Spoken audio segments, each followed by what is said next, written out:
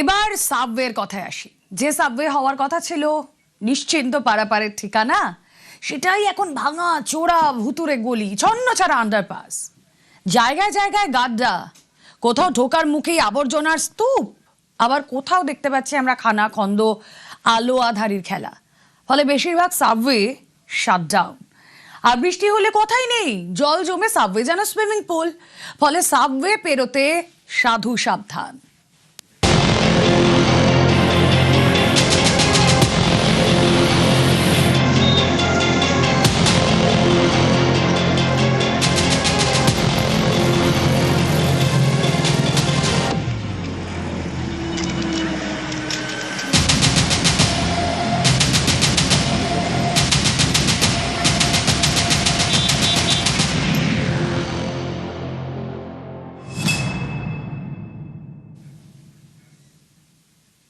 কিছু টুকরো ছবি শুরুতে দেখালাম, আসুন এবার পশ্চিম মেদিনীপুরের পিংলার ছবিটা দেখায়। সাবওয়ে আছে, হ্যাঁ, খড়গপুর কলকাতা 16 নম্বর জাতীয় সড়ক, তার নিচে এই আন্ডারপাসের অবস্থা দেখুন। এখান দিয়ে চলাচল করা যায়? তার কোথাও মাছ চাষ, কোথাও জমা জল, কোথাও ছাউনি।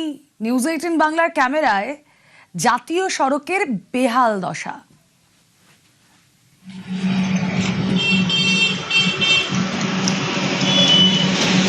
এই যে আন্ডারপাসের যে জায়গা রয়েছে একদম জাতীয় সড়কের ধারেই, সেখানে কিন্তু জল জমে গিয়েছে। খড়গপুর 2 নম্বর ব্লক অর্থাৎ পিংলা বিধানসভার খড়গপুর 2 নম্বর ব্লকের একটি হরিনাথে রয়েছে আর একটি বসন্তপুরে রয়েছে। দুটোরই অবস্থা বেহাল, বছরের পর বছর একইভাবে পড়ে রয়েছে। বর্তমানে এলাকার মানুষজন থেকে আরম্ভ করে স্কুল পড়ুয়া, শিক্ষকরা সবাই জানিয়েছে এই আন্ডারপাস চালু হোক। এতে স্কুলের পড়ুয়া থেকে সাধারণ মানুষ সবাই কিন্তু সুরক্ষিত থাকবে এবং দুর্ঘটনা কম ঘটবে বা ঘটবে না। আমরা প্রথম থেকে যখনই হয় তারপরেই এই অবস্থাতেই পড়ে আছে। এধার দিয়ে কেউ লোক যাতায়াত করেনি। নিচে দেখুন হচ্ছে যে মানে এক মানুষের উপরে জল, কোনো মানুষ যাতায়াত করতে পারে না। সামনে স্কুল আছে, একটা উচ্চ মাধ্যমিক স্কুল, প্রায় 1,500 থেকে 2,000 ছেলে মেয়ে পড়াশোনা করে। এখানে প্রায় অ্যাক্সিডেন্ট হচ্ছে। এটা বিগত প্রায় 10-12 বছর হলো, যখন নতুন রোড হয় তখন অকেজো হয়ে পড়ে আছে, মাঝখানে জল জমে আছে, যাতায়াতের কোনো পরিষেবা নেই। কেন যা পথ দুর্ঘটনা হচ্ছে, এতে অবশ্যই প্রয়োজন এটা।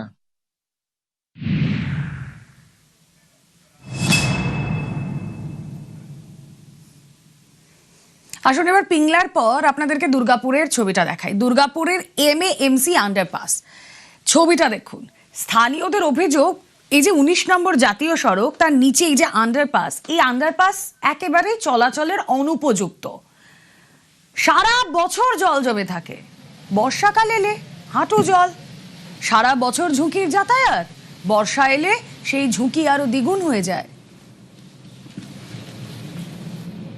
দুর্গাপুরের 19 নম্বর জাতীয় সড়কের একবারেই নিচে যে আন্ডারপাসটি রয়েছে, মূলত MMC এলাকায়, সেখানে যে আন্ডারপাস রয়েছে, সেই আন্ডারপাসের নিচে কিন্তু একেবারে বেহাল অবস্থা। কারণ একটু বৃষ্টি হলেই সেখানে কিন্তু 1 হাঁটু পর্যন্ত জল। কারণ প্রতিনিয়ত এই নিচে যে এই নিচ দিয়ে কিন্তু প্রচুর গাড়ি যাতায়াত করে, যার ফলে কিন্তু সমস্যায় পড়তে হয় সাধারণ মানুষকে। কারণ এই আন্ডারপাস যে রয়েছে, এই আন্ডারপাস দীর্ঘদিন ধরেই বেহাল অবস্থা। 10 মিনিট বৃষ্টি হয় তাহলে এখান থেকে আসা যাবে না, ডিপটা বোঝা যাচ্ছে না, পুরো গাড়িটা ডুবে যাবে। এবং এখন তো মাঝখানে সারিয়েছিল, কিন্তু ঠিক ইঞ্জিনিয়ার ঠিক নেই, যাই ভুলভাল সারিয়েছে, সারানোর কোনো ব্যাপার নেই। 12 মাস এরকম সময়, আর বর্ষার সময় তো আসা যাবেই না। কিছুদিন আগেই তো এইখানে একটা মারুতি গাড়ি পড়েছিল, ঘুরতে গিয়ে এইখানে পড়ে গেছিল।